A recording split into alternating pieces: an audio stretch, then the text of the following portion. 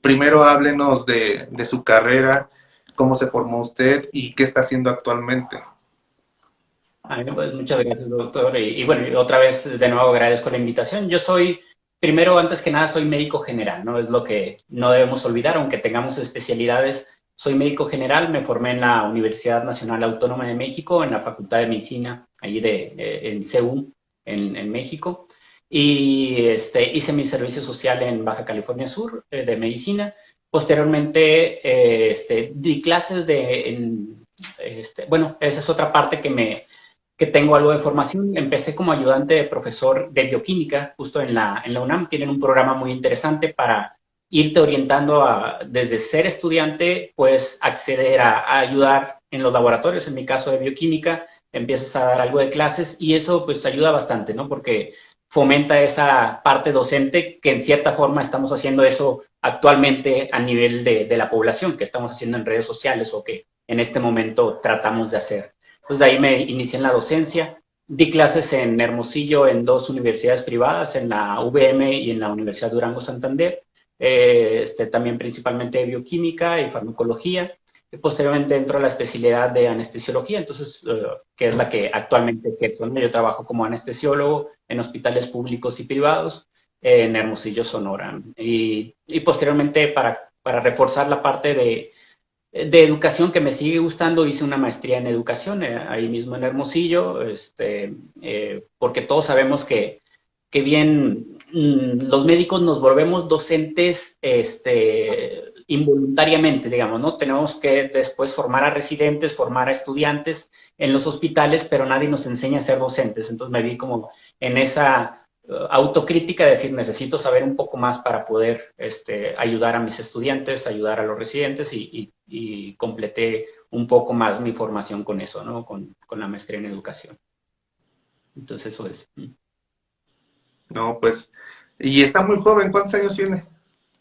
Muchas gracias. Yo creo que es la cámara, es un filtro que le puse o algo así, pero tengo 33 años, doctor. 33 años, está joven realmente. Yo apenas soy, no novato, porque soy médico ya, tengo 27 años, pues ahorita he estado haciendo, desde el cuarto año de la carrera he estado haciendo cosas interesantes, enfocándome en la investigación. En el cuarto año de la carrera mandé mi primera publicación, el artículo que se aprobó en el internado médico. Yo lo hice en el Instituto Mexicano del Seguro Social, en el Hospital de Tlaxcala número uno de zona, y ahí hice mis dos particiones, porque aquí en mi escuela y facultad, el cuarto y quinto año se hace en un hospital. El quinto año prácticamente pues es el internado médico. Y el servicio social lo hice en la Secretaría de Salud y de ahí me he enfocado en presentar los protocolos que he hecho. Presenté el artículo ya formalizado en un congreso interinstitucional presentando mi artículo publicado, y realmente me he dedicado a hacer conferencias y a hacer otros estudios y principalmente preparándome para el examen nacional a residencias, que pues es el martirio de cada médico, ¿no? Prácticamente. Y pues yo tuve el primer desacierto porque me faltó muy poco para entrar a la especialidad, pero de ahí en fuera pues ya sabe el sentimiento del médico cómo es y pues nuevamente retomo este rumbo, pero pues ahora viene lo de la pandemia y pues realmente he estado enfocado en esta situación, digo, pues tampoco hay que encerrarse ni hacer caso omiso de las situaciones y principalmente pues ahorita los tiempos son difíciles, entonces si podemos aportar algo hay que hacerlo desde ya. Y más que nada porque me he dado cuenta que la medicina general en estos tiempos es muy indispensable, principalmente porque somos los médicos de primer contacto ante cualquier situación y tenemos que estar, pero si bien a las vivas.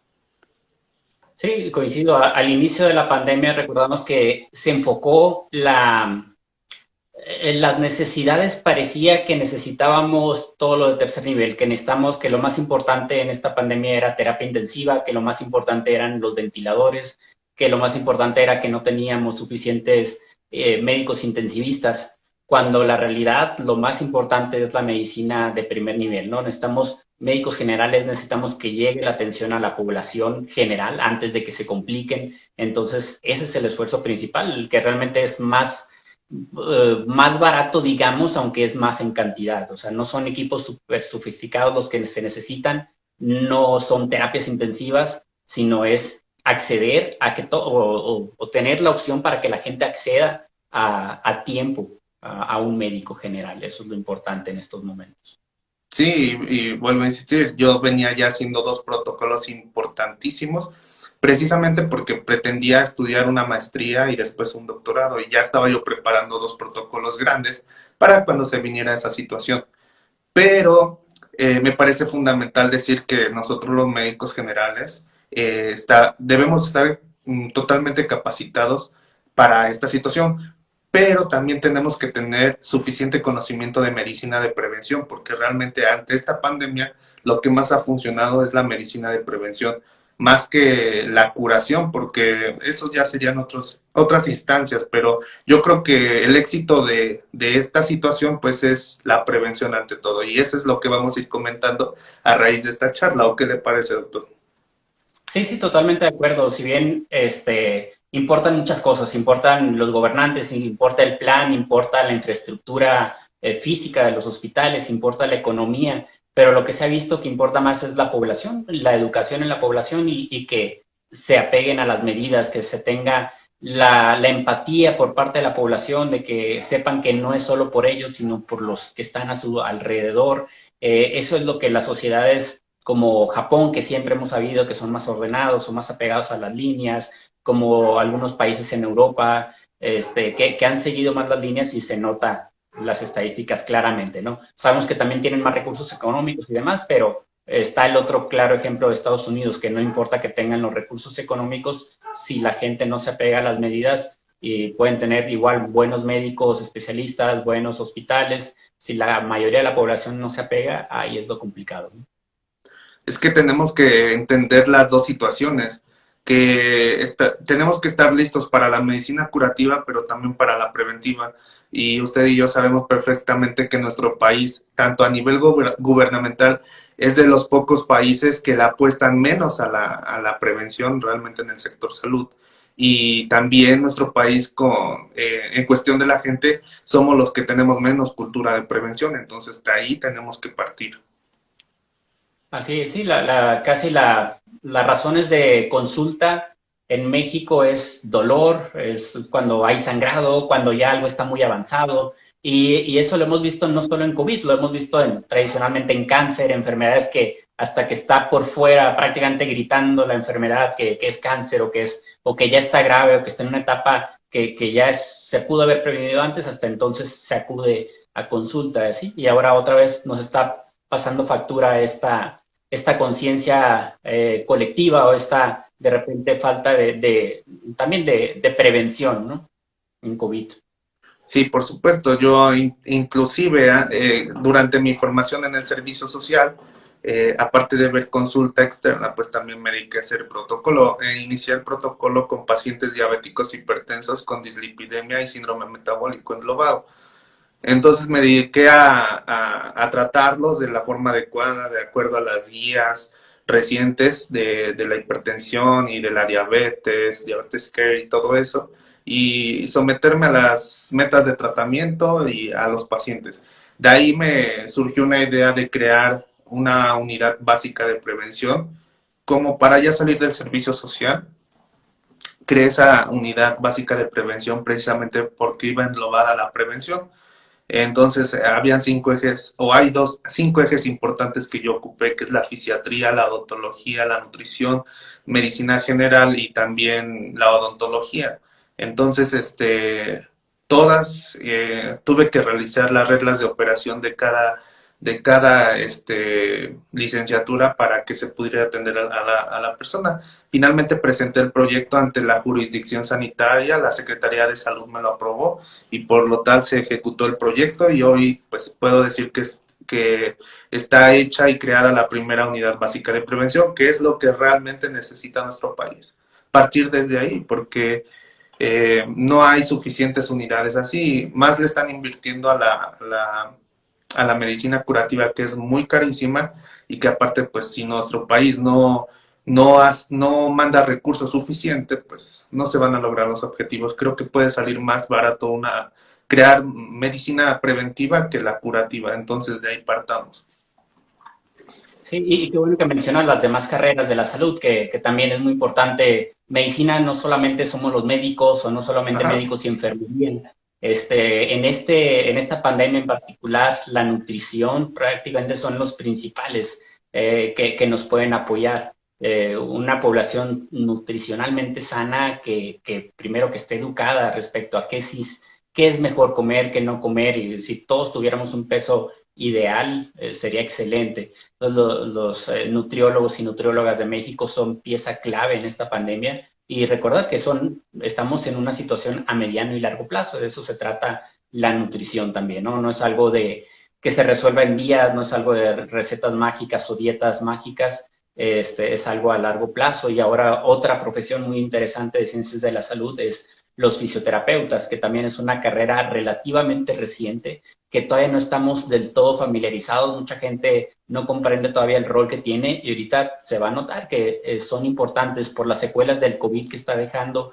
Estamos viendo que personas después de meses incluso de haber padecido COVID, que ya no tienen COVID, ya salieron negativos en las pruebas, demás, están libres del virus, pero se quedaron con ciertas secuelas, ya sea musculares, ya sea pulmonares, y se ven muy beneficiados llevando terapia con un profesional de la salud, que son los fisioterapeutas, que es toda una carrera, son 4 o 5 años que llevan de una preparación específica para esos que nosotros como médicos generales incluso sale de nuestra expertise, no alcanzamos a abarcar todo lo necesario, para eso está nutrición, para eso está fisioterapia. Entonces, eso es muy importante, el abordaje multidisciplinario y también en primer nivel.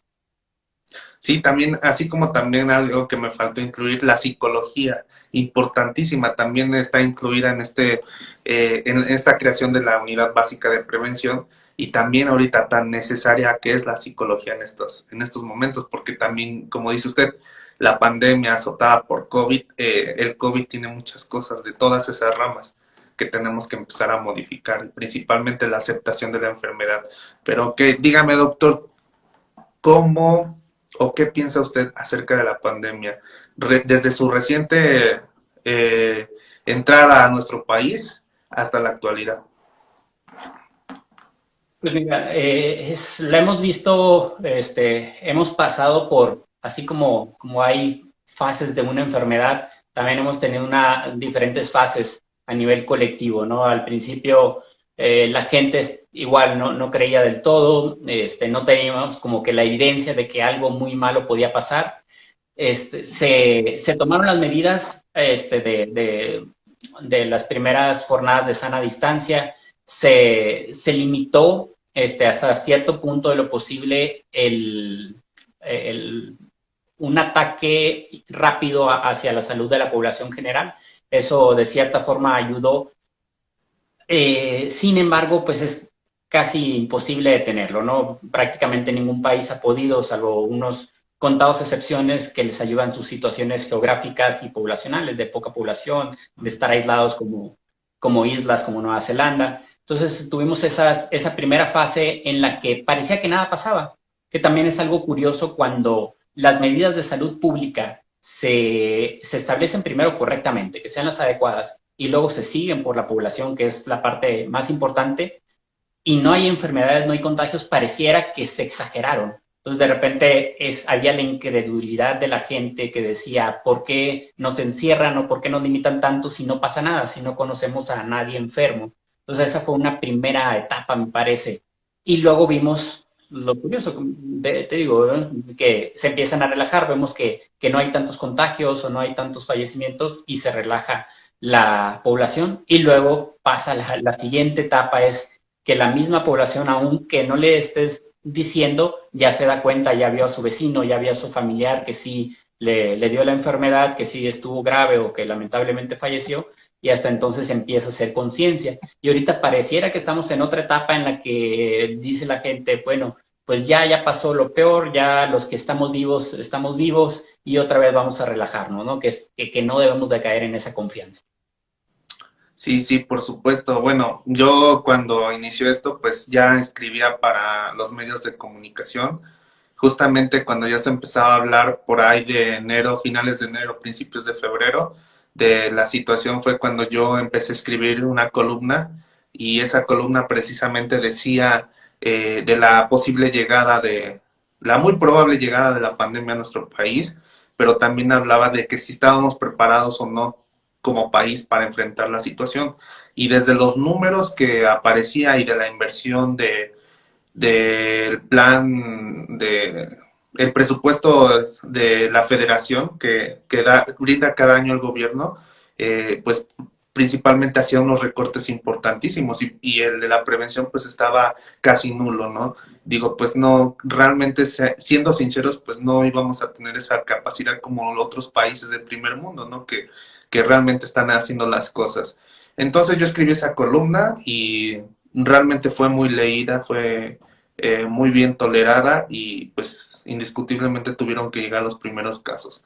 De ahí pues empecé a hablar, a comunicar los primeros artículos que empezaban a salir, porque pues realmente de la pandemia se desconocía mucho, casi prácticamente conocíamos coronavirus y hasta ahí, pero ya la OMS empezó a sacar muchas cosas y algunos artículos ya de algunos países que empezaban a sacar, pues de ahí empezamos a obtener más información y precisamente ahí empecé a hacer una campaña publicitaria precisamente para informar a la gente de la manera más verídica y simple que se podía hacer. Entonces, en ese momento entendí que la razón, nosotros, estaba peleando con la politización, porque la politización de este tema no nos ayuda en mucho, principalmente yo creo, yo sigo consciente y estoy casi seguro que eso fue lo que influyó más para que la gente entrara en esta incredulidad importante del tema. Y es por ahí que empezó a acelerarse estos casos, porque pues mucha gente no hacía caso omiso y incluso hasta algunos médicos hemos sido agredidos en algún momento, porque en ese momento por la gente, porque hablábamos de coronavirus y prácticamente era como no toques el tema porque estaban a la defensiva, entonces va pasando el tiempo, el tiempo, el tiempo y mi consultorio se va llenando de casos, casos, casos, ¿no? Entonces yo decido poner un stop a las consultas físicas y empecé a crear un sistema para hacer consultas virtuales, que también es un cambio importante que nosotros los médicos que estábamos de primer contacto, pues es algo nuevo y teníamos que empezar a conocer nuevas situaciones y empezarnos a familiarizarnos con la tecnología, porque pues en ese momento a la actualidad pues era nuestra única herramienta de comunicación, porque pues ya viendo tantos casos y demás, yo fui un caso positivo reciente de en esos tiempos, o sea, tiene como 3, 4 meses que yo di positivo, me, me sometí a un tratamiento preventivo y también al aislamiento, que son 14 15 días en ese momento y una semana más, pero ya circulando en mi casa. Entonces, desde ahí entendí, comprendí que el valor importante que es tu vida, tu trabajo, tu familia. Entonces, tuve que separar las situaciones y si quería yo ayudar a la gente, pues tendría que hacerlo desde ese método. Pero creo que cualquier persona que ya tuvo COVID, inclusive nosotros los médicos, pues ya estamos conscientes de la situación y creo que aprendemos a valorar aún mucho más la situación. Así es, doctor. Sí, realmente, como decía, ¿no? Son varias etapas, se van modificando, a veces funciona en ciclo y algunos, como dices, primero no creían, luego sí creían porque les dio, y luego otra vez se vuelven a confiar y dicen, ya sobreviví, no pasa nada, ¿no? Se nos olvida también a veces los malos momentos y recaemos, ¿no? Que pasa en muchas patologías psicológicas o psiquiátricas, ¿no? Que se nos olvida lo malo que fue cierto momento, se nos hace fácil volver a confiarnos y probablemente volvamos a caer, que eso es malo para el individuo, es malo para el paciente y es malo para el sector salud, ¿no? Que realmente estamos al borde, el sector salud ha sufrido mucho también, de por sí siempre sabemos que hemos estado al borde, ¿no?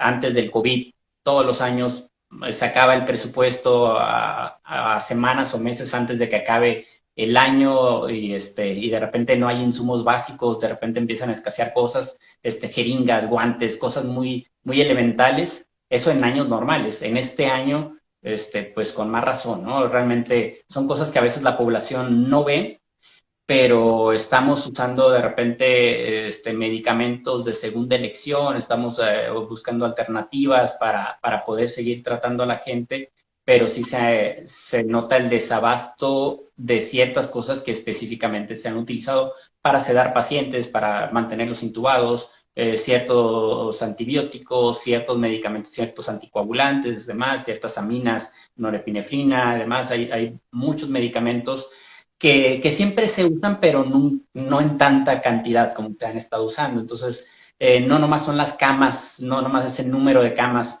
libres u ocupadas que nos debemos de fijar, ¿no? También la gente debe estar consciente que los insumos se acaban y que el presupuesto se acaba. Entonces, no solo es el espacio, sino la atención, la calidad de la atención puede bajar, así como el enfoque que le dan, ¿no? Las terapias intensivas y los pisos de hospitalización están pensados en que un médico vea cierta cantidad de pacientes. Cuando el hospital está lleno o a 90% de capacidad, tienden a llevar al máximo también la capacidad del médico, ¿no? Por lo tanto, se descuida un poco la atención ideal que se debe tener. Pues sí, indiscutiblemente eso es lo que, pero hay que decirlo con todas sus letras, realmente estamos mal. O sea, si estábamos mal, hoy estamos peor, realmente.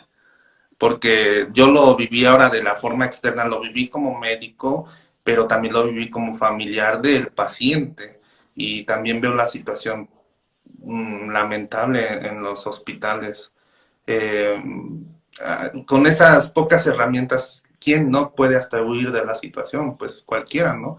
Y más si ya te enfrentaste a un caso así, pues yo creo que aprendes a valorar más la vida, ¿no?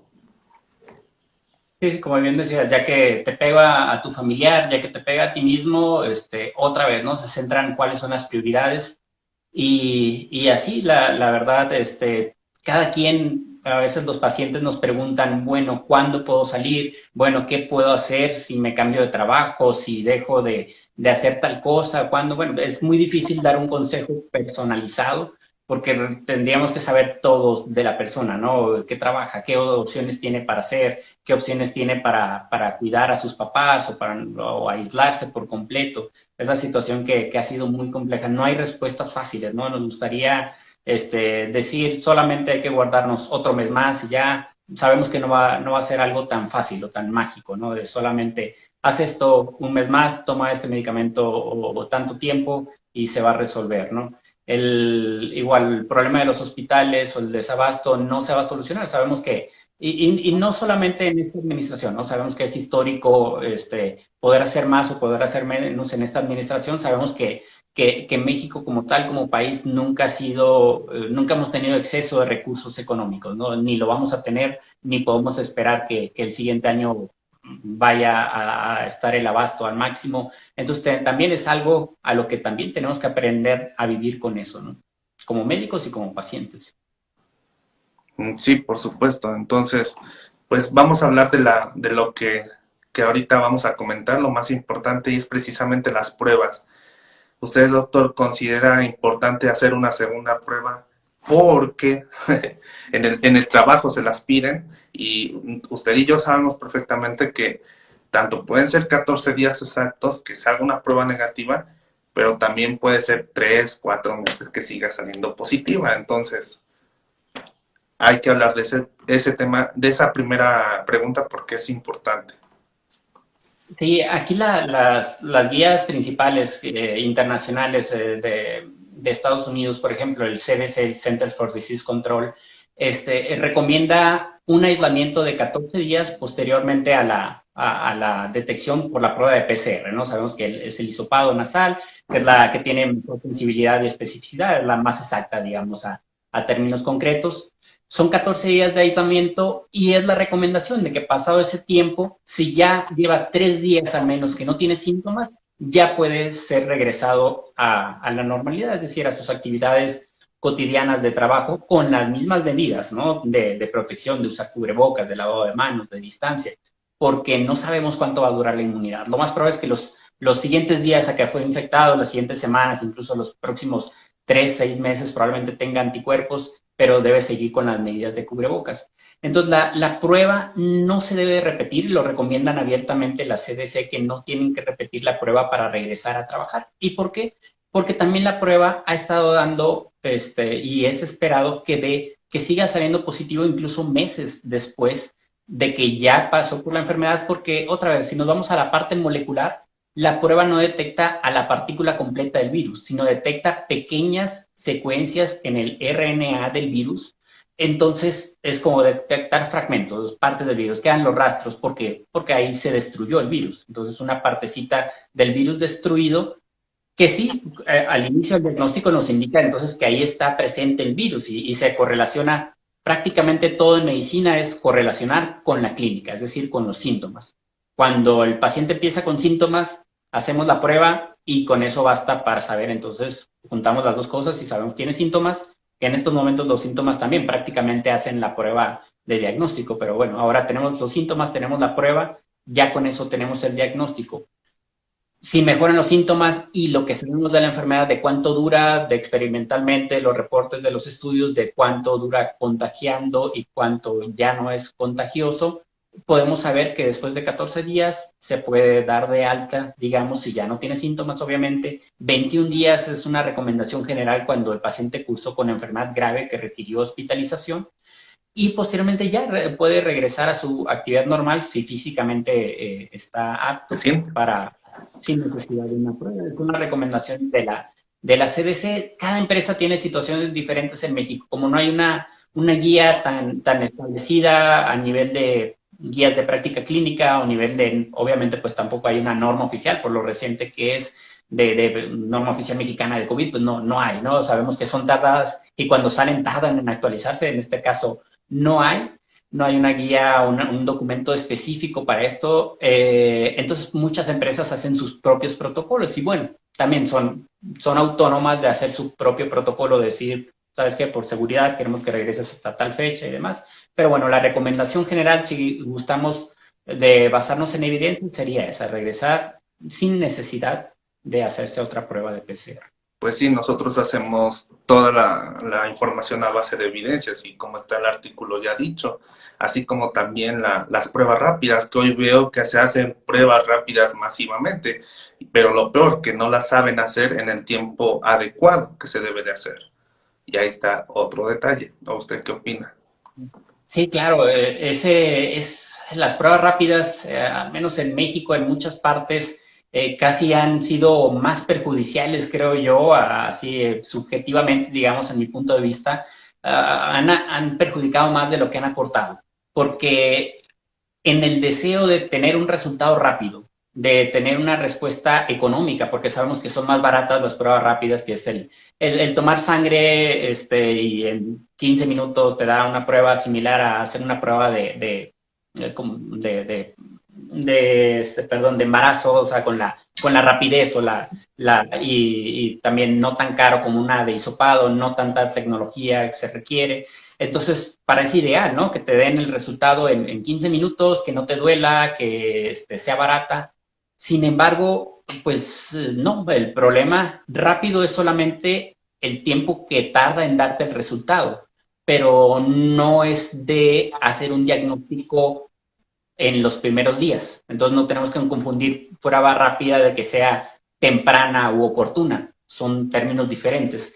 Entonces, casi por definición, como estás encontrando anticuerpos que ya desarrolló el cuerpo porque ya van varios días con la enfermedad, con el virus adentro, entonces estamos haciendo lo opuesto a un diagnóstico temprano. Estamos, por definición, si estás encontrando anticuerpos, estás haciendo un diagnóstico tardío de la enfermedad. Entonces, realmente bien claro, lo han dicho varios artículos, entre ellos uno del British Medical Journal, que así bien claro dice, las pruebas rápidas no son útiles para la toma de decisiones clínicas. Entonces, para la toma de decisiones del médico enfrente del paciente que tiene no sirven. Sirven como estadística, si quieres, como población, si te surge la duda de cómo estará tal ciudad, qué porcentaje de pacientes pueden tener anticuerpos positivos, vas, tomas un muestreo, haces un estudio epidemiológico y puedes recabar cierta información con que a ti como epidemiólogo, como forma de investigación, te interese saber qué porcentaje ya tiene anticuerpos, que no, pero así a medida poblacional, no para medida individual de decir tienes la enfermedad o no tienes, o eres contagioso o no eres contagioso.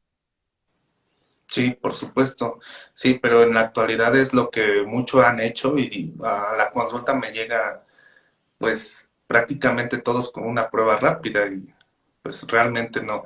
Inclusive, ya en la práctica médica a veces da tiempo de hacer la PCR porque los pacientes empiezan con síntomas tan específicos que es mejor preferible iniciar el aislamiento y el tratamiento por tal, porque luego el cambio brusco de temperatura que he visto en mi experiencia, híjole, los perjudica bastante. Entonces ya a lo mejor después se habla a la caravana, que prácticamente es la que otorga, a mí en mi estado, otorga las pruebas y se las hace y resulta positivo de todas formas, pero aventajamos realmente la situación, pero ya cuando un médico lo está detectando como tal. Sí, algo que me gusta compartirle a los pacientes y también a mis estudiantes de medicina es que cuando tú como médico ordenas una prueba, tienes que estar pensando, si me sale positiva, ¿qué voy a hacer? Si me sale negativa, ¿qué voy a hacer? O si es de sangre, si me sale esta cosa alta, este valor alto, si me sale bajo, si me sale normal, ¿qué voy a hacer? Y si antes de la prueba, antes de tú solicitar la prueba, no te cambia qué vas a hacer, es decir, si de todas formas te sale negativa, te sale positiva, le vas a decir aíslate por si acaso, pues no, ¿para qué la haces? ¿No? O si de todas formas vas a empezar un tratamiento con el paciente porque tú crees, y si saliera negativa a COVID, vas a dudar de que no la tomaron bien, tal vez no la procesaron bien, tal vez hubo un error en el procesamiento, porque no hay una prueba que sea 100% exacta. Entonces, si el paciente tiene todos los síntomas, prácticamente no importa qué vaya a salir en la prueba, tú lo vas a tratar como COVID, le vas a dar el aislamiento. Entonces, también ahí es importante preguntarnos eso primero nosotros mismos como médicos, no hacer gastar en pruebas que no van a cambiar nuestro tratamiento ni la evolución del paciente, ¿no? En algunos casos sí va a ser necesario, cuando sí hay la duda, cuando se tiene un caso sospechoso asintomático y sí va a cambiar de si lo aislamos o no. Además, hay ciertos casos muy individualizadamente, se debe tomar cada decisión de eso. Son así como los tratamientos también. Cada prueba es específicamente para cada paciente si vale la pena o no. Realmente esta enfermedad vino a sacar nuestra mejor destreza médica ante la situación. Y aquí bien, es una prueba que viene a hacer a los médicos principalmente para sacar nuestra esencia, la esencia clínica que tenemos los médicos mexicanos principalmente. Entonces, si siempre hemos hecho así, pues ¿por qué no continuar? Porque a veces también veo muchísima solicitud de tomografía y se van luego a lo extremo cuando pues puedes ir por pasos realmente haciendo el diagnóstico oportuno y también el tratamiento eficaz. Entonces, también eso no lo veo correcto. Yo creo que yo voy más en protocolo que en lugar de que me gane la ansiedad y empiece a pedir más cosas que no. Y como dice usted, no hay que hacer gastar nomás porque sí, porque de por sí la enfermedad sale un poco cara y entonces pedir todas esas situaciones, estudios, pues aún más y más que las empresas pues hoy se han agarrado y han duplicado y triplicado los precios. Sí, exacto. Y no es algo que también se ha tomado de repente político en cuanto a, sabemos que la estrategia del gobierno federal es hacer solamente pruebas a los pacientes con gravedad, con sospecha alta de COVID. Pareciera a veces que se toma por los opositores como que se trata de ocultar pacientes cuando claramente se ha dicho que no, ¿no? Y también sí nos gustaría, sí conviene tener más pruebas o más cantidad a mediano y largo plazo, ¿no? Porque estamos en una etapa, actualmente hay demasiados casos, pero eventualmente van a bajar los casos y sí nos conviene detectar cada uno y rastrear cada uno. Ahorita en esta etapa realmente el rastreo es casi imposible, ¿no? Casi pedir que se aíslen a todos los que tuvieron contacto es aislar a todo México, entonces en todos los días, ¿no? Estarían aislados todos los habitantes del país prácticamente, ¿no? Entonces, en este momento no es el adecuado, pero hay que recordar que las pruebas, sobre todo las de PCR, que son de alta sensibilidad y especificidad, no es algo que sale de un día para otro. No es algo que compras nada más el botecito y ya con eso lo haces. Es parecido a que si quisiéramos solicitar más consultas y nada más pudieras comprar consultas, ¿no? O sea, tienes que formar al personal que los hace, en el caso de consultas a personal médico, hacer un hospital, tener la infraestructura física y demás. Para las pruebas es algo similar. Pedimos pruebas, pero necesitas un químico mínimo bien preparado que la pueda tomar, necesitas el espacio físico para tomarlas, necesitas el secuenciador para procesar la muestra de PCR, necesitas el material como tal, los hisopados, los pequeños viales, necesitas mucho equipo alrededor del procesar la muestra que antes, otra vez, ¿cuántas veces tomábamos muestras de PCR previo a esto, no? O sea, hacían pruebas de repente de PCR para paternidad, pruebas para algunas enfermedades también, para algunos virus cuando son relativamente raros y demás, pero la cantidad de pruebas de PCR que se hacen hoy comparado a hace un año, pues sabemos que es extraordinariamente mucho más alto. Entonces es algo que no se puede solucionar de un día para otro ni de un mes para otro, pero es algo que ojalá que se pueda estar avanzando pensando en 6 meses más, en cómo queremos vernos en un año más, en nuestra capacidad para realizar pruebas. No es la solución, por sí solo ninguna medida aislada es la solución, es algo que poco a poco nos puede dar cierta utilidad, otra vez usándola adecuadamente, ¿no? Usándola cuando sí tengamos duda, usándola pensando en que tiene su costo. Los oxímetros, por ejemplo, es un aparato increíble para detectar la gravedad, increíble en la proporción que nos da una información muy útil de si alguien necesita oxígeno o no. Básicamente con el oxímetro puedes determinar eso. Nos da una buena indicación de la gravedad comparado al precio relativamente muy barato que tiene, que te cuesta 500 pesos o menos, mucho menos si los compras en mayoreo, ¿no? Comparado a una prueba de PCR que te cuesta aún por muy, muy barata, aunque no le saques ganancia prácticamente, te cuesta unos alrededor de $100, de 2,000 pesos, ¿no? Entonces, hay que saber, sabemos que no hay un presupuesto ilimitado en México, entonces si tenemos que administrar el presupuesto, pues se tiene que enfocar en ciertas cosas, en prevención, como bien lo hemos dicho, en usar cubrebocas, en mantener ciertos lugares cerrados porque son de muy alto riesgo, en mantener ciertas personas aisladas también porque son de riesgo alto para una enfermedad grave, y las pruebas en la proporción de utilidad y costo-beneficio, digamos, eso siento que no es prioridad. A veces políticamente, como te decía, pareciera que tratan de incidir ahí porque saben que es algo que no se va a lograr, ¿no? No se va a lograr de un día para otro hacer 10 veces más pruebas, 100 veces más pruebas, entonces pareciera que saben que es una meta que no se va a cumplir y que se quiere atacar por ahí, bueno, pero ya es la parte de repente política, no tanto médica, sino política, ¿no?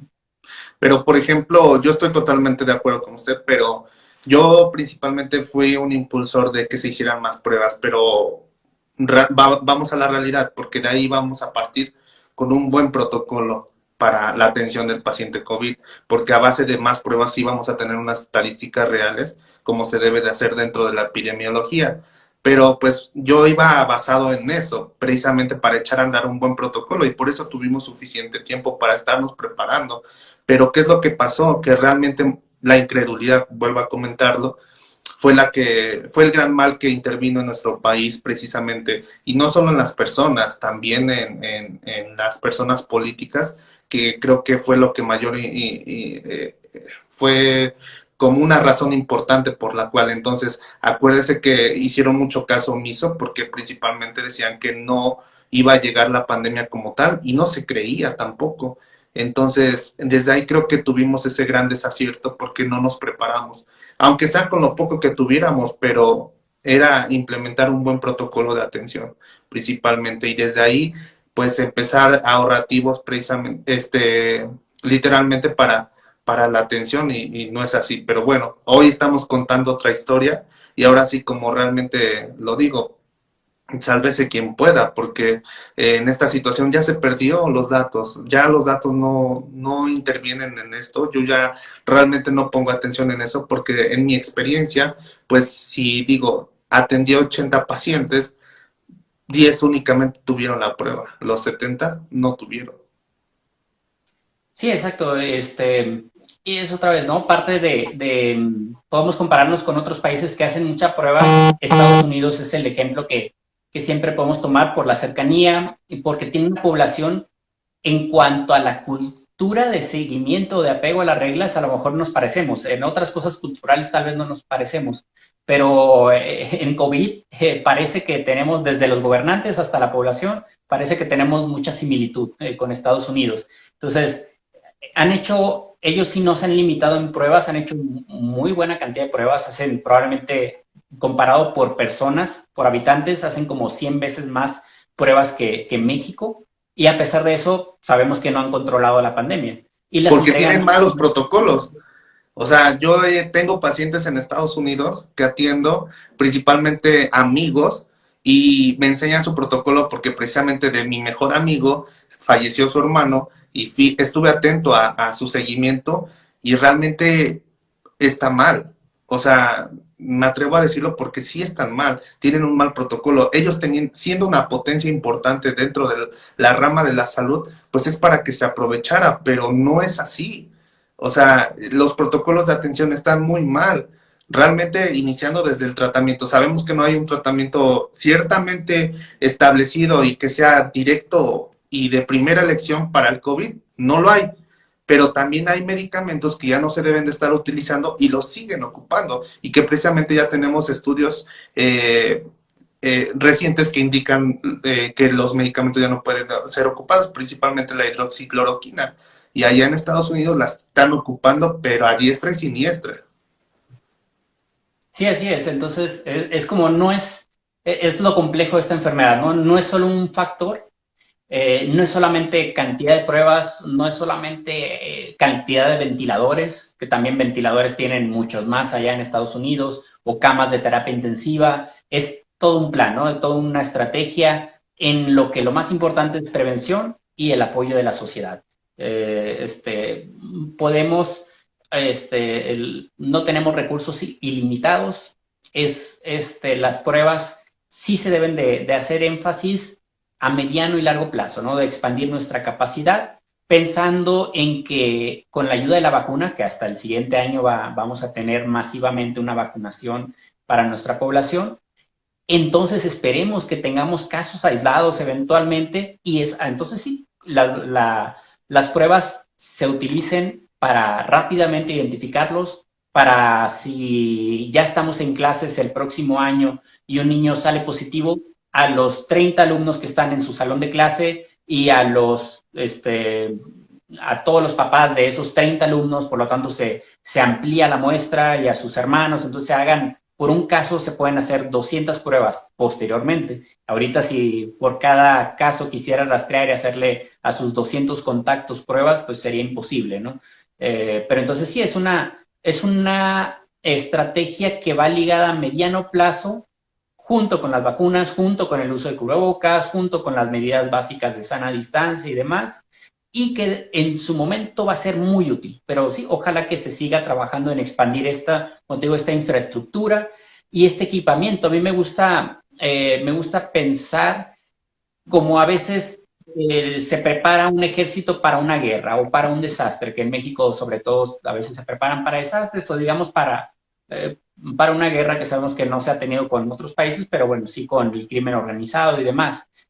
Un ejército siempre tiene municiones, tiene armas, aunque no las estés usando en ese momento, pero tienes una reserva, tienes almacenes, tienes bodegas, tienes aviones, tienes equipo.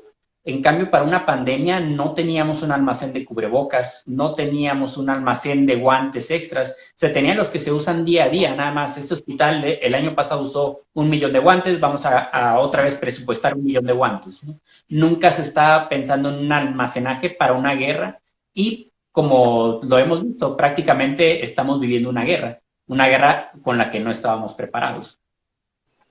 Sí, precisamente. Entonces, Pues esa es la situación realmente, que los protocolos están muy mal y como te vuelvo a decir, doctor, para mí, en la experiencia, pues es bueno el diagnóstico oportuno y el tratamiento sintomático también, iniciarlo, porque solamente así el pronóstico del paciente mejora favorablemente. Cuando se hace una detección tardía y demás, el paciente tiene más complicaciones y el pronóstico cambia. Entonces, por eso creo que sí es importante que se le apuestan las pruebas precisamente en primera para diseñar el buen protocolo de atención oportuna, pero también para llevar un buen control de los casos y también iniciar el tratamiento, porque solo así creo y me parece fundamental decirlo que disminuiríamos la letalidad y mortalidad en nuestro país, porque pues sí, realmente está muy terrible la situación. Entonces, sí, yo quería preguntarle, ¿qué opina usted de los diferentes tratamientos preventivos que sacaron? Al menos en mi estado, no sé si lo escucho hablar porque creo que lo nacionalizaron y lo iban a mandar a publicación, pero es el famoso tratamiento TNR4 que te incluye la citromicina, te incluye la ivermectina, el Montelucas y el ácido acetil salicílico. ¿Qué opina usted? Pues en ninguno, no hay ningún tratamiento que sea, que tenga evidencia que vaya a prevenir, ¿no? No hay una profilaxis, que es el término médico para un medicamento que tomado disminuye el riesgo de que te pase algo. Entonces, la ivermectina es el que parece que ha sido más popular en México, así como sería el equivalente en Estados Unidos, la hidroxicloroquina ha sido el más popular. En algunos países Asia, de India, de repente usan algunas hierbas propias de la región. Los Es curioso, antivirales. ajá, cada país de repente o cada región adoptó una, pero no hay una evidencia. En cuanto a la ivermectina, hay una evidencia in vitro, es decir, en estudios en laboratorio, cuando aíslas el virus fuera del cuerpo humano, fuera de un hospedero vivo, y disminuye la replicación viral, es decir, disminuye qué tantos virus se vuelven de un virus sale otro y otro y otro, entonces qué tanto se multiplica el virus, disminuye eso, pero en una dosis que si la quisieras poner en un humano sería demasiado alta, la dosis necesaria para esa replicación. Aún así, las últimas revisiones siguen dejando digamos que en un veremos, o sea, no terminan de descartar la ivermectina por completo. Ningún artículo le da la razón para uso en humanos, eso también hay que tenerlo bien claro. Entonces, bueno, al menos yo nunca he recetado ivermectina para COVID, para antiparasitarios, sí es bueno. Antiemítico para parásitos está bien. No juzgo a los médicos que sí la utilizan por ese hueco, digamos, hueco legal o hueco médico en este caso, que no se ha terminado de descartar por completo la ivermectina. Respecto a los otros, ¿qué me comentabas? La aspirina es un antiagregante plaquetario, pero no es como, no te sirve de profilaxis realmente para nada para COVID. Hay un exceso de coagulación en COVID que se produce por la respuesta inflamatoria en la etapa necesaria, cuando el paciente tiene una enfermedad severa, se necesita una anticoagulación, pero ya con heparinas, con enoxaparina, con anticoagulantes como tal, en sus dosis adecuadas, bajo estricto monitoreo de un paciente hospitalizado. No es algo que se deba hacer ambulatorio. Probablemente si se hace una recomendación de aspirina, aunque sea en bajas dosis, no sé ese protocolo si lo usa en 100 miligramos o demás, probablemente en una dosis baja de aspirina, pero igual tiene riesgo de sangrado en gástrico, de más problemas. Y más si te De extiendes lesiones. en días. Sí, claro, más de lesiones de úlceras gástricas que el beneficio que te pueda llegar a dar Así tenemos que potencialmente. ser muy enfáticos y decisivos para utilizar los fármacos. Yo no es tanto que critique o demás, sino que me parece importante que tenemos que poner suficiente atención, porque como dice usted, a veces los pacientes traen otros problemas que ahí sí tenemos que ser muy cuidadosos con la utilización de los fármacos, pero también con las dosis, porque a veces hay protocolos que dicen una tal dosis, pero exageramos y damos más dosis. Entonces, eso se abre abiertamente a la población y que se crea en la primera instancia desabasto, ¿no? Y es algo muy común que está pasando en nuestro país. Entonces creo que tenemos que tener cuidado en esa situación y también con lo que hacemos. Aquí, vuelvo a insistir, viene la destreza médica de cada quien para tomar decisiones importantes. En lo personal, si usted ha atendido pacientes COVID de manera particular. Sí, mi función principal es ser anestesiólogo, pero como te digo, antes que todo somos médicos generales, entonces sí me he visto a la necesidad de atender a gente cercana y gente recomendada por mis familiares o amigos directos, ¿no? Pues sí, yo creo que no hay un médico que no haya tratado COVID en México. Sí. Y en lo personal, ¿qué tratamiento ha utilizado? Básicamente la mayoría han sido sintomáticos, es decir, con paracetamol, con AINES, y lo más importante es la referencia oportuna. Es decir, empiezan a desaturar, hay que empezarles dexametasona, el antiinflamatorio esteroideo, y dirigirlos al hospital. O sea, eh, una parte complicada que vivimos, y yo creo que en todas las ciudades se ha vivido en cierto momento, es la saturación de los hospitales. Y sí, más de un paciente ha requerido el manejo ambulatorio, aun cuando lo ideal es de que estuviera en un hospital. Entonces, sí ha habido pacientes que los tenemos, digamos, con esteroide, con Dexa, con oxígeno en su casa, ya sea por concentrador de oxígeno o por tanques de oxígeno, pero lo ideal es, para una enfermedad grave, es que estén monitorizados en un hospital, y ya en el hospital muy probablemente van a tener el anticoagulante, que realmente es de lo poco que se puede hacer, ¿no? El esteroide y la anticoagulación para el tratamiento. A algunos se les puede agregar la citromicina cuando se sospecha que es una infección bacterial. No a todos los pacientes es lo ideal el usar antibióticos. Probablemente vamos a tener una gran resistencia en los próximos meses. Se va a notar que, o probablemente ya no vamos a usar acitromicina, que era un muy buen antibiótico para neumonías adquiridas en la comunidad, por ejemplo, con relativamente poca resistencia, y probablemente ya no lo vamos a poder utilizar como primera elección. No, pues indiscutiblemente. Sí, yo también he estado ocupando mucho el tratamiento sintomático nada más, y si ha dado caso, pues no hay evidencia, pero utilizo eh, el antiviral de baja potencia, como es la mantadina, pero pues en su forma patente, que actualmente en México tenemos el antifludes que viene compuesto y es el que le mejora relativamente los síntomas tempranos, pero de ahí no. O sea, yo igual trato de tener cuidado con la citromicina para utilizarla porque sí les provoca mucho dolor en el epigastrio, entonces soy muy cuidadoso con eso también con la utilización de antibióticos, precisamente en esta etapa, ¿no? Porque si no tienen fiebre como tal y demás, pues no tengo razón por cuál iniciarlo. Y como dice usted también el monitoreo importante, tener al menos en casa un oxímetro, un baumanómetro digital y un termómetro que son indispensables para en esta enfermedad. Entonces, así ayudas a tu médico a que te controle y a estar informado, ¿no? Porque hoy las consultas virtuales, pues eso lo amerita.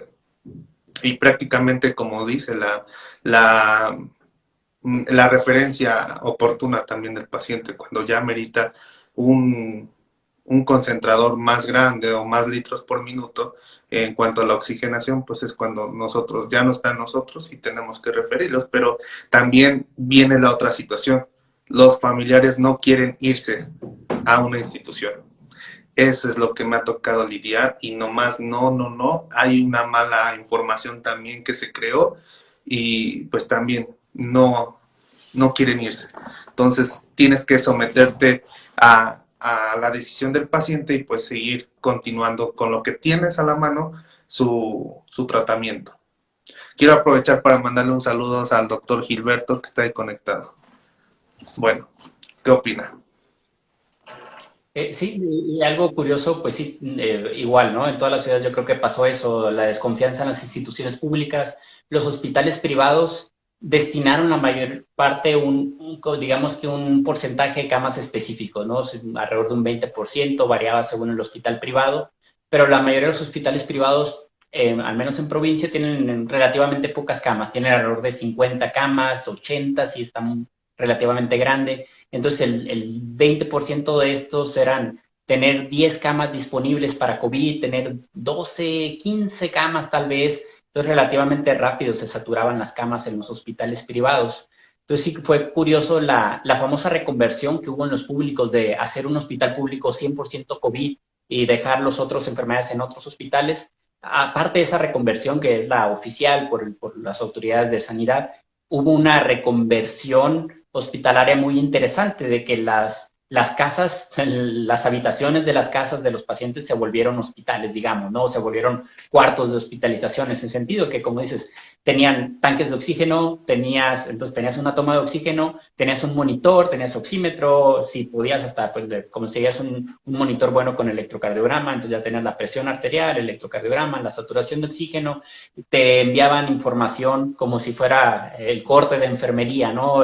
Digamos, el pase de visita, le hacías ya sea virtual, pero entonces se convirtieron, digamos, la ampliación real importante que hubo en México de camas hospitalarias fue en camas de casas, ¿no? Curiosamente. No, sí, la situación fue muy tremenda cuando empezó a aumentar muchísimo los casos. Híjole, yo llegué a un momento en que todo era COVID, COVID, COVID, COVID, COVID y no había otra cosa, de verdad. Entonces la atención que hacía por videollamada y veía a los pacientes en malas condiciones, pues más me generaba como ansiedad, ¿no? Para tratar, porque pues deberían tener otra atención, pero su decisión de ellos era esa y pues no teníamos más que lo suficiente a la mano. Pero pues así como también tuve pacientes graves, pues también tuve estables y que mejoraron muy pronto. Te voy a platicar de un paciente que llegó a saturar a 50% y dijo, pues es mucho susto, ¿no? Entonces lo traté de sostener con un concentrador de oxígeno y finalmente fue evolucionando porque también ahí vuelvo a insistir en la destreza del médico, ¿no? Empecé a utilizar un anticoagulante, en este caso, pues, las heparinas de bajo peso molecular, la enoxaparina, que en un momento llegó una escasez y que no encontraba ya ningún lado, también fue brutal, ¿no? Entonces, empecé ese manejo ese anticoagulante, claro, a dosis igual profilácticas porque también es un medicamento que se debe utilizar exclusivamente en el hospital, pero pues con riesgos o si no, pues tienes que hacerlo, no puedes dejarlo así. Entonces, con pocas dosis inicié realmente, el paciente mejoró, pero también me di cuenta que no solamente desarrolla neumonía, y claro, está en un estudio que sacó el estado de Guanajuato, donde hicieron una como resonancia magnética o tomografía, pero donde ilustran los pulmones en una imagen muy, muy sólida, muy de buena vista, y demuestran que el virus ataca directamente al tejido pulmonar. Eso hace como que lo consumiera muy pronto, entonces llamándolo así fibrosis pulmonar. Entonces ahí me basé para iniciar el tratamiento a base de pirfenidona, que también utilicé en ese primer paciente. Híjole, pues del 50% que ya estaba a 5 litros y no subía más que a 55, 60, más la pronación y todas las medidas, pues a raíz de la primera semana que inició el tratamiento con pirfenidona, pues ya la saturación empezaba a 85, 88 y finalmente a los 15 días pues ya estaba en 93, ya sin oxígeno, por supuesto. Entonces digo, wow, fue notable la recuperación, pero principalmente el nervio de un inicio, porque esa saturación a cualquiera espanta, ¿no? Dices, indiscutiblemente tiene que estar en el hospital bajo vigilancia y quizás ya con asistencia mecánica ventilatoria. Pero pues son de esas anécdotas que te pasan y que hoy a raíz de eso pues ocupo con mucho cuidado esos tratamientos y han resultado con éxito también. Sí, sí, de acuerdo. Ojalá que no tengamos que hacer este tipo de medicina heroica, digamos. O sea, todos nos hemos visto así de algunas historias en la residencia, en el servicio social, en casos extremos. Yo creo que todos los médicos tenemos esa capacidad, pero no nos gusta estar así, ¿no? Como dices, no nos gusta estar sin todo nuestro equipo, sin todos los medicamentos a los que son de primera elección. Ojalá que eso es lo que más le pedimos realmente a nuestras autoridades en los hospitales o en el gobierno, ¿no? Que nos den el equipo con el que podamos trabajar lo mejor posible, nada más. Yo busqué esa oportunidad precisamente porque de un paciente ya se convirtieron en 25, ¿no? Ya llevaba yo esa muestra de pacientes recuperados a base del tratamiento, claro, con un buen protocolo, porque no todos lo necesitaban y no a todos hay que dársele, porque también hay que basarnos en el CORATS que estadifica el grado de daño pulmonar, ¿no? Entonces, en las tomografías, pero pues inclusive no veía el caso a las tomografías, desde una simple radiografía te podrías dar cuenta del daño que podría tener ese pulmón. Entonces, a base de eso fui aplicando el tratamiento y con éxito. Todos los pacientes que se les inició la fibrosis, no sé si llegaste a saber, doctor, unas publicaciones que hice en Twitter, comparando las radiografías precisamente con 15 días de tratamiento y busqué precisamente a la Secretaría de Salud de mi estado para que se llegara a hacer la muestra más grande, ¿no? Y empezar a hacer el artículo oportuno y pues más que ellos tienen más pacientes a su cargo y se podría hacer la muestra más extendida para hacer bien el protocolo y mandarlo a la publicación, pero pues me cerraron las puertas, realmente no les interesó y creo que lo que le están poniendo más énfasis es en el famoso TNR4, que pues realmente este tratamiento creo que es el que sí está dando resultados y por eso hay alguna razón, pero hay un pequeño contra, no pequeño, mucho en contra, porque es el precio del tratamiento, que hoy oscila entre los 9,500 a 10,000 pesos, y en la zona norte, pues ni se diga, puede estar hasta en 12,000 y 13,000 pesos. Sí, habría que ver si sabemos que los tratamientos son caros a veces. Ojalá que se pudiera comprobar que funciona. Un día de hospitalización sabemos que es carísimo, ¿no? Todo lo que involucra a un paciente ya complicado, tanto en medicamentos como en estudios, como dices, de tomografías, que son caras. El estar ocupando una cama, todo el personal médico que ocupa, son costos carísimos. Los que han estado en hospitales privados saben lo costoso que es, ¿no? No es que les inflen los precios, es realmente todo lo que ven es caro, el estar siendo tratado por personal especializado es caro, la tecnología de los equipos es carísima, entonces ojalá que se enfoque en la prevención y en el tratamiento oportuno en las primeras fases, ¿no? Que lamentablemente hasta ahorita los tratamientos que se han visto con utilidad, como los esteroides o que se han visto que disminuyen la mortalidad, han sido justo pues nada más en eso, ¿no? En esas etapas avanzadas, ¿no? De Pero que, es que bueno, de que también se hay que iban... saberlos ocupar, porque también llegó un momento en que se utilizaba muchísimo. Y tan solo, por ejemplo, en pacientes con diabetes, pues hay que tener mucho cuidado, principalmente el uso de los esteroides. Sí, sí, sí, eso es algo importante que me motivó a estar más atento a las redes sociales o a tratar de difundir un poco de vida, ¿no? Que la gente dejara el empezar a leer un poquito más que solo los encabezados, ¿no? Que no vieran nada más el encabezado de dexametasona disminuye mortalidad de COVID y que empezaran a buscar comprar dexametasona y utilizarla y alguien de repente inventar que puede ser también utilizada profiláctico antes de que te dé y que empezaran a tener más efectos adversos y así, ¿no? Es algo muy complejo, pero bueno, es eso, es educación, lo que nos Mucha, falta. demasiada. Y sí, pues hay que seguir en esto y yo sigo insistiendo, a lo mejor ya no estoy tocando puertas, pero pues ya no me queda de otra más que continuar con el tratamiento y buscar una muestra lo que más se pueda. Y si alguien tiene esa intención de hacerlo, pues estoy realmente abierto porque me parece fundamental. Si lo están haciendo con otros tratamientos, ¿por qué no? ¿No? Y realmente si nos vamos a la teoría y a la fisiopatología, pues tiene como que más razón de ser que los otros. Entonces creo que hay que poner énfasis en esta situación. Pero bueno, ¿qué opinas acerca del rebrote, del famoso rebrote que están diciendo en nuestro país? Bueno, eventualmente va a haber, como sabemos, un rebrote. Es difícil clasificar si es rebrote o es parte del mismo primera infección. Vamos a conceder que ya bajó el primer brote. No sabemos cuántos picos ha habido, como dices, es difícil meternos en términos epidemiológicos cuando, como bien lo decíamos, no ha habido una información epidemiológica estadística confiable.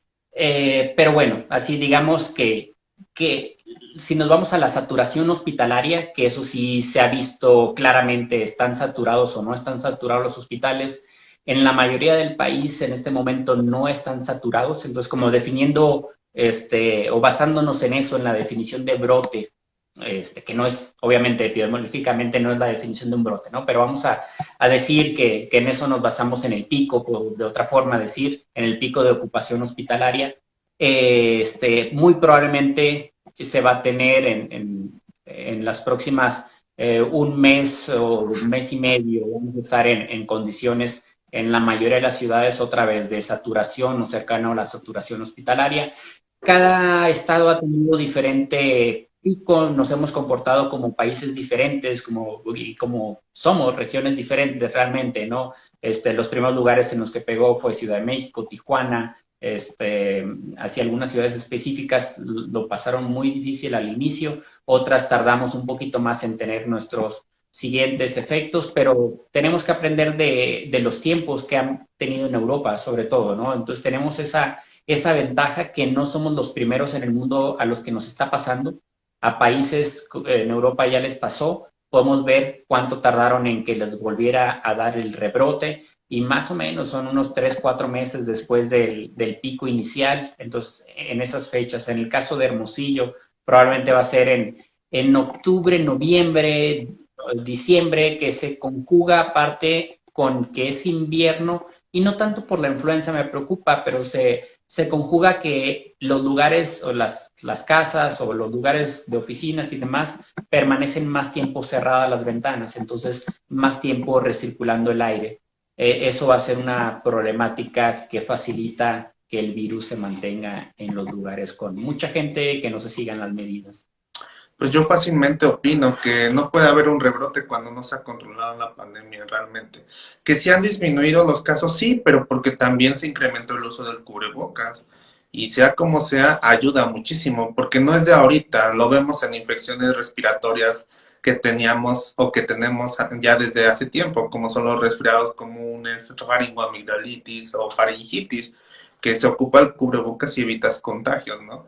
Pero es una medida muy importante y creo que por eso empezó a disminuir, así como también pues la mortalidad en los hospitales, porque pues empezaba la detección a tiempo y también se les daba el tratamiento. Entonces creo que ahí incidió muchísimo el por qué bajó el número de casos en nuestro país, pero realmente no tenemos un conteo certero que nos vaya indicando bien cómo son las cifras como tal, que diga, no, pues sí, vamos bajando, disminuyendo y todo así, porque pues realmente las cifras no son idóneas ni verídicas como tal. Entonces, yo me parece importante decir esto, que es gracias a las medidas que se empezaron a optar, ¿no? Que es el uso del cubrebocas principalmente, la mascarilla protectora, es algo que vino a hacer la diferencia o marcar la diferencia en nuestro país porque como bien lo sabes, no había suficiente cultura y costó mucho trabajo adaptar a la población y sigue costando, pero hoy creo que tenemos un porcentaje más elevado de quien lo ocupa, pero creo que este vino a cambiar la situación completamente. Creo que seguimos teniendo esta tarea muy importante de seguir informando y de hacerle promoción al uso del cubrebocas, porque esa es nuestra responsabilidad también. Entonces, hay que seguirlo promocionando principalmente, ya que pues costó mucho trabajo. Entonces, ¿por qué no seguirlo haciendo? Así es, sí, totalmente la razón. Este, y sobre todo, pues hacer énfasis en la población en que lugares en los que se tiene que quitar el cubrebocas son de riesgo. Por ejemplo, los bares, los antros, los De restaurantes. hecho, coméntanos eso, porque tú has sido muy enfático en eso. He visto en el Twitter cómo has publicado de los lugares precisamente donde hay mayor riesgo de contagio, ¿no? Entonces, hay cosas que no podemos evitar, hay riesgos que no podemos evitar. Los médicos, si vamos a un hospital, pues no podemos evitar el riesgo de que va a haber pacientes contagiados o probablemente contagiados. La población general, cuando va a su trabajo, si tiene que tomar el transporte público, ya sea metro, metrobús, camión, cualquier tipo de transporte, incluso un Uber, porque vas con alguien que está manejando todo el tiempo, que ve que está junto con otras 20 o 50 personas al día diferentes, el conductor. Hay riesgos que son inevitables, pero hay riesgos que sí podemos evitar. Entonces, si podemos evitar ir a un casino, pues yo creo que sí podemos evitar ir a un casino, ¿no? Si quieres apostar, puedes apostar en línea. Podemos evitar ir a un cine, puedes ver películas en línea. No va a ser la última, pero tiempo, al parecer, tenemos, ¿no? Hablaste de la Entonces, famosa precisamente que se contagió en el cine, ¿no? sí, alguna conductora hizo una promoción de la reapertura del cine, parecía una promoción pagada probablemente de cómo era seguro ir al cine. Parece que no le salió muy bien la publicidad porque a los días salió contagiada y ya sea que se contagió en el cine o lo peor, que a lo mejor ya iba contagiada, probablemente en los primeros días que no tienes síntomas, pero que sí eres contagiosa, entonces pudiste haber contagiado a un trabajador del cine o a un asistente al cine. Sabemos que la gente va a estar sin cubrebocas, aunque te pongan separado, vas a estar sin cubrebocas prácticamente toda la película, que son más de una hora, hora y media, 2 horas. Si cuentas los comerciales, van a ser más de 2 horas. Entonces, mucho tiempo para alguien estar sin cubrebocas. Y luego su Igual un clima restaurante. que ponen luego, su sistema de ventilación. Sí, algunos van a hacer el comentario de la industria del cine que frecuentemente lo están eliminando, recambiando, pero realmente no es garantía. Ninguna velocidad de recambio es garantía de que ya no te vas a infectar, ¿no? Te van a decir que el 99%, te van a decir cifras así, que ninguna va a ser del 100% y que no hay una evidencia tan clara de que realmente se esté filtrando y qué tan rápido va a ser ese recambio. El riesgo existe, no hay forma de evitar ese riesgo más que no yendo y que sí se puede, ¿no? Actividades no esenciales, ir a un antro, o sea, un antro, que muchos lugares también han estado abiertos porque son como bares disfrazados de restaurantes, ¿no? En los que sirven comida, pero sabemos que la actividad principal es estar tomando, ¿no? Entonces sirven especie de botana o algo así y han sido abiertos durante toda la pandemia por la justificación de que se trata de un restaurante. Esos lugares pues ya corresponde a la población darse cuenta de que es un riesgo amplio para ellos mismos y dejar de asistir, o bueno, cada quien, es responsabilidad de cada quien, pero yo creo que no necesariamente nos vamos a contagiar todos. Es una pregunta frecuente, ahorita lo están haciendo también en los comentarios. Si nos vamos a contagiar todos, no necesariamente. Aún en las peores pandemias, como la de la gripe española de principios de 1900, se estima que nada más el 33% de la población mundial se contagió, es decir, la mayoría, 66%, 67% no se contagió. En el previo coronavirus que hubo, el SARS, se contagió nada más como 1% y se controló la pandemia. Actualmente es difícil saber cuántos nos hemos contagiado porque sabemos que las cifras no son exactas, no nos están llevando, pero lo más probable es que no se ha contagiado ni el 10 o alrededor de un 10-15% de la población. Entonces, y ya van 6 meses. Si nos seguimos protegiendo, probablemente va a salir la vacuna cuando menos de la mitad de la población esté contagiada. Entonces, yo creo que no todos nos tenemos que contagiar, no tenemos que asumir como con la varicela o algunas enfermedades que si te vas a contagiar después, mejor contágiate ya. No es el caso. Esta enfermedad no es así.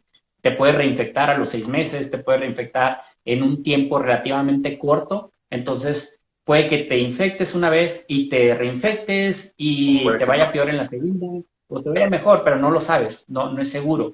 Y no tiene caso estarte reinfectando una tercera vez, tal vez, y cada vez tienes el riesgo que te quede cierto daño pulmonar.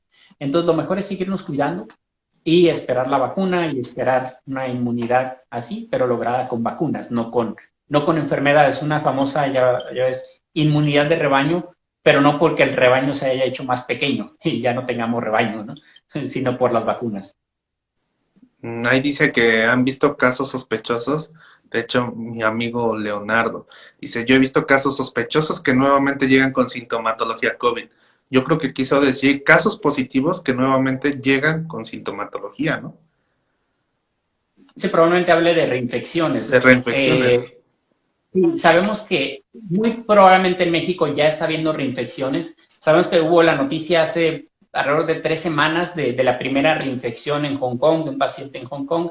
primera reinfección confirmada. Pero bueno, esa es confirmada porque se hicieron una serie de estudios que no se hacen de rutina para determinar que era un virus y lo secuenciaron, entonces como que descifraron la cepa específica del coronavirus, del SARS-CoV-2, de ese, y luego le dieron seguimiento, salió negativo, y luego se hizo otra vez cultivo, bueno, se hizo PCR y se secuenció otra vez el virus por completo. Entonces hicieron pasos que normalmente no se hacen para el diagnóstico, pero si los hiciéramos probablemente ya encontraríamos varios casos de reinfección en México, muy probablemente.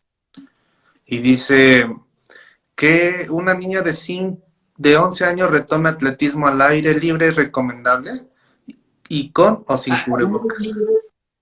Al aire libre es de muy, muy bajo riesgo. Habría que ver, digo, atletismo hay varias competencias, lo ideal es que esté separada igual, más de 2 metros de cualquier otro competidor que tengan. El atletismo varía, ¿no? Si va a ser en competencia o en un entrenamiento que lo hacen conjunto y van corriendo al mismo tiempo 10 personas en un pelotón, digamos, va a ser el riesgo alto.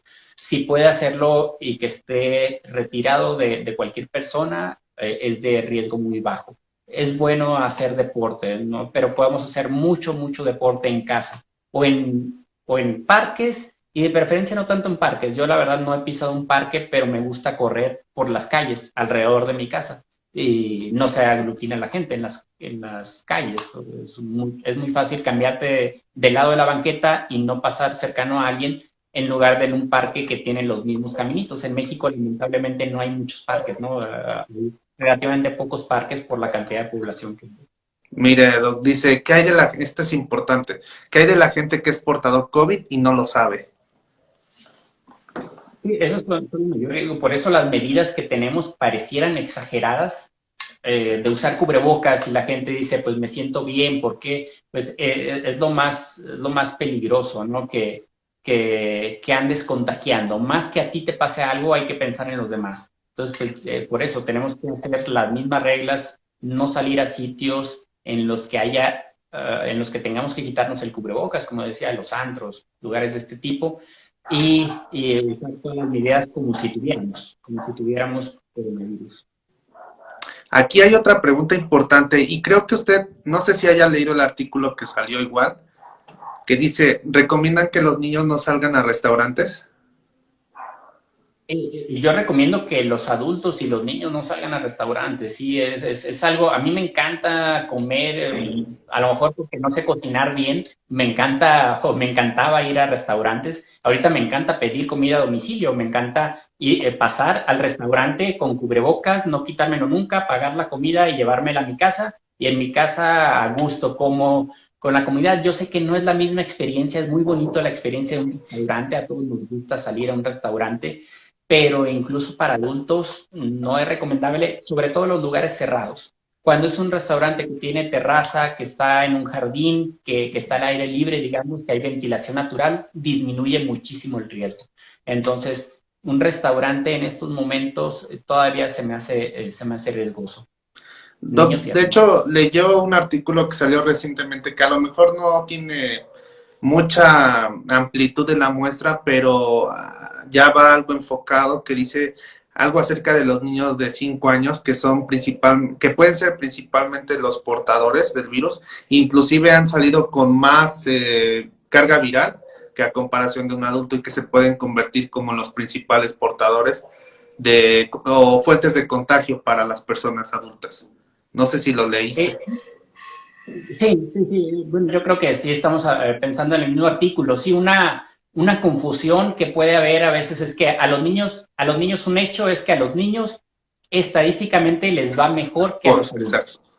Cuando se enferman, son menos los que se complican, pero también se complican. También hay niños muertos, lamentablemente, hay que decirlo directamente. También han fallecido niños. Hay en este momento niños hospitalizados graves y va a haber más niños fallecidos, que es lo más horrible que puede haber en el mundo. Entonces hay que decirlo claro. Pero estadísticamente se mueren menos niños que los adultos que se mueren. Entonces eso inicialmente hacía sospechar que a los niños casi no se infectaban o que entonces no se contagiaban, pero salieron estos artículos que a pesar de que no tengan los síntomas, sí tienen el virus y lo transmiten en la misma cantidad que los adultos que sí tuvieran síntomas graves.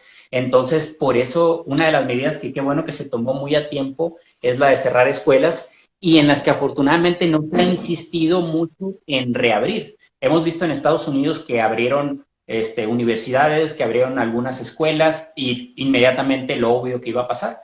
Y de hecho ya en Hubo Estados contagio. Unidos ya están asistiendo a clases presenciales en las Sí, instituciones. Y vea, fíjate, precisamente por eso le digo, ya están saliendo más artículos y más cosas que nos debemos de apegar, aunque sea con lo que ya está, y pues empezar a tomar las riendas, porque como le digo, si hay muy enfático, si Estados Unidos no lo está haciendo, y creo que la cultura principal es que a los niños los tengamos más protegidos, principalmente que usen ellos la mascarilla, o sea, crearles esa cultura de utilizar cubrebocas, ¿no cree? así es, los cubrebocas. También una duda frecuente sobre los cubrebocas con los niños es a partir de cuándo se deben poner cubrebocas los niños. La recomendación es clara, tienen que tener más de 2 años, porque un niño pequeño se puede montar con el cubrebocas, deben tener más de 2 años y el niño debe de él solo ponerse el cubrebocas y podérselo quitar. Eso en caso, otra vez, pensando en que si se le llegara a trabar por algo, el niño tenga la capacidad ya mental y física de quitárselo y ponérselo. Entonces es algo que los papás deben de estar muy atentos. Los niños, pues si no van a clases, realmente no deben de salir más que a caminar por las calles cuando se pueda, cuando no haya gente, alguna actividad de ese tipo nada más. Solo deben de salir si tienen que ir al dentista, al médico, algo así muy esencial, a su vacuna que le corresponda, solamente cosas esenciales. Es una pregunta que voy a englobar porque son tres preguntas que ya me hicieron, pero mucho de lo que se pregunta en estas videollamadas o en estos Instagram Live es el tratamiento con plasma convaleciente, ozono y el dióxido de cloro. ¿Qué opinas? El plasma convaleciente inicialmente se tuvo mucho optimismo en él, ¿no? Tiene un sentido obviamente biológico interesante, que la persona que se enferma produce anticuerpos, entonces dices, pues hay que aislar esos anticuerpos y pasárselas a una persona enferma. Lamentablemente los estudios que han salido a partir de estos últimos 6 meses en los que se ha utilizado, no han salido muy positivos. La verdad no se ha visto una disminución de las complicaciones o una disminución en la mortalidad importante.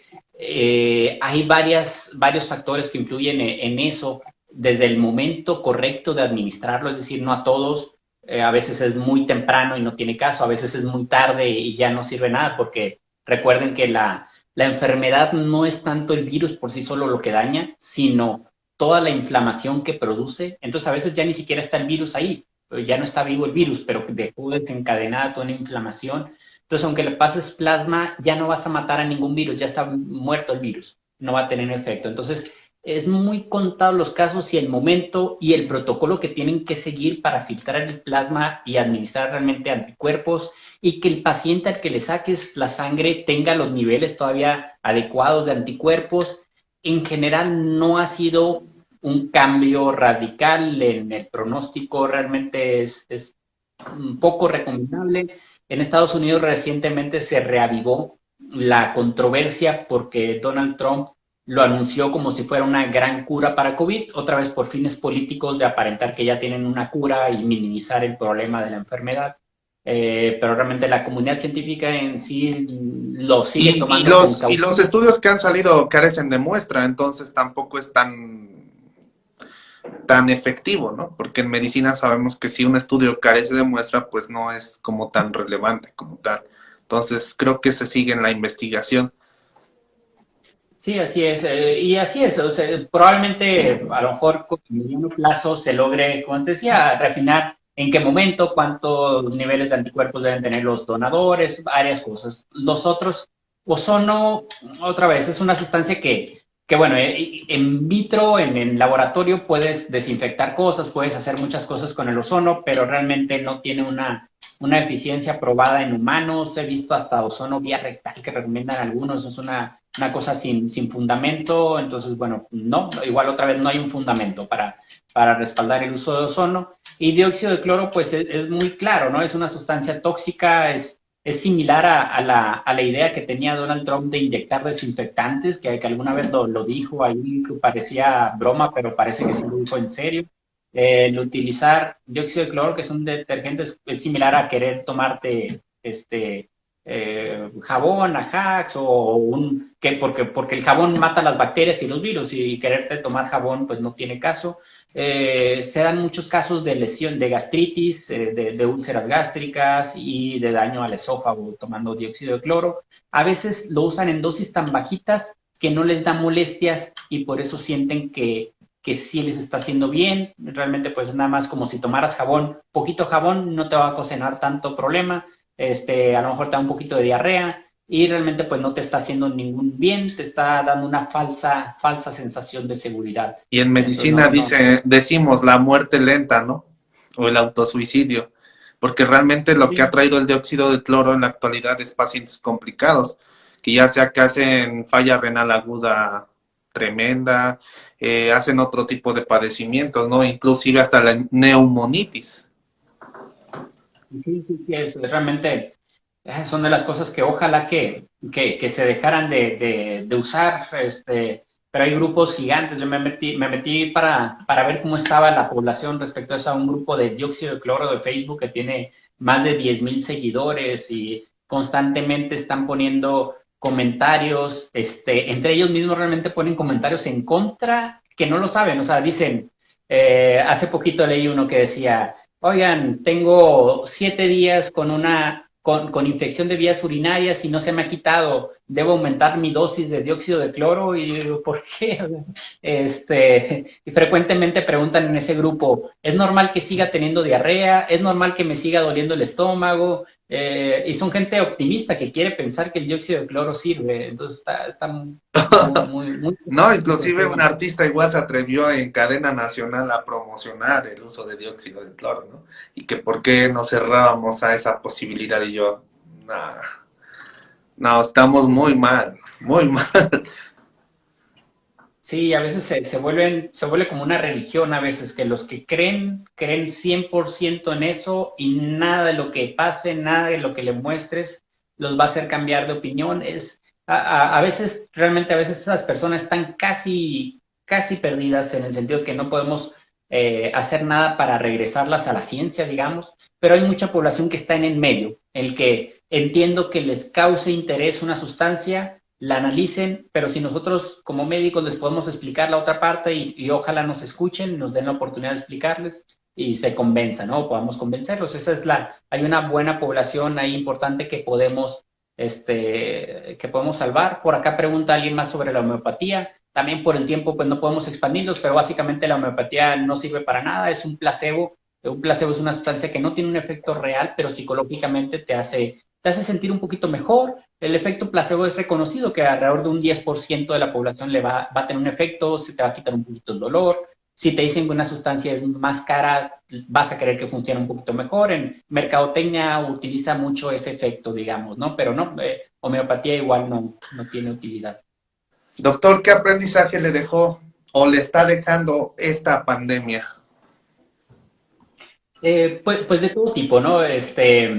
Personal otra vez, ¿no? Valorar las cosas importantes, mejorar mi salud física. Ya sabes, los médicos generalmente comemos mal, no dedicamos tanto tiempo a hacer ejercicio, a nuestra propia salud. Entonces tenemos que enfocarnos en primero nosotros, estar bien para poder atender el mayor número de tiempo posible también, rendir más años, digamos. Entonces, enfocarme en mi salud propia y por lo tanto también pues ser más creíble cuando damos nuestros consejos de buena salud, ¿no? De poner el ejemplo, ¿no? Educar con el ejemplo. Profesionalmente me ha gustado también, nos hemos visto en una crisis que hemos utilizado de repente como oportunidad. Como anestesiólogo, hacemos muchas intubaciones para anestesias generales, siempre lo hemos hecho. Esta vez, pues, se volvió de repente un procedimiento de altísimo riesgo hacer una intubación que antes hacíamos normal, ni nos preocupábamos por nuestra salud cuando intubábamos. Entonces empezamos a usar videolaringoscopios. Por ahí hice un proyecto con unos estudiantes del ITH, que es una universidad, un instituto tecnológico de Hermosillo, que hicimos con impresión 3D el molde de un laringoscopio. Utilizamos unas cámaras muy baratas para hacer videolaringoscopios. Entonces, con muy bajo precio conseguimos disminuir nuestro riesgo y la efectividad del procedimiento. Entonces, hay que buscar esas cosas positivas que podemos sacar de estas crisis, ¿no? Pues se nos fue el tiempo muy rápido, doctor. Antes que nada, agradecerle por haber tomado esta charla y pues unirte a esta causa que en la actualidad los únicos que tenemos que hablar somos nosotros y nadie más precisamente. Entonces yo le agradezco mucho, no sé qué le haya parecido, pero espero que no sea la primera ni la única, ¿no? Que sean muchas más que vengan hacia adelante. No, muchas gracias, Héctor. Me ha gustado esta familia que se está formando también de los médicos interesados por la atención al primer nivel, por saber que la educación de la población es importante, por tratar de resolver las dudas posibles. A veces no podemos darles consulta a todos los que nos gustaría o dar consultas a todos por internet, pero hay dudas puntuales que podemos resolver, que pueden orientar al paciente y podemos canalizarlos para que vayan con el médico, para que no, para que hagan tal cosa o disminuyan su riesgo. Entonces, esa es nuestra labor, igual que podemos aportar y se traduce al final en menos enfermos, en menos saturación de los hospitales. Entonces, bueno, creo que es nuestro granito de arena. Me encanta esta iniciativa tuya, Héctor, de poder estar haciendo estos eventos, estar en directo contacto con nuestros pacientes o nuestros seguidores o nuestras personas interesadas en educarse y pues obviamente nos encanta saber que sí hay gente que quiere escuchar nuestra parte, ¿no? Nos quejamos a veces mucho de los influencers o de otras personas que están, o de los actores, como dices, o de gente que difunde información, pero nosotros no dedicamos tiempo para dar buena información. Entonces, bueno, qué bueno que gente como tú también está dedicando tiempo para difundir esta información. Pues claro, doctor, estamos en esto y pues hay que echarle muchas ganas precisamente para terminar con este gran mal que está quejando a nuestro país, que es la infodemia y también la incredulidad. Entonces, un placer conocerte. Sigan al doctor Isaac Chávez también en sus redes sociales, está muy activo también. Y cualquier cosa, pues estamos a la orden. Cuídate mucho, doctor. Un gusto platicar contigo. Saludos Gracias, desde doctor. Muchas gracias Tlaxcala. a todos.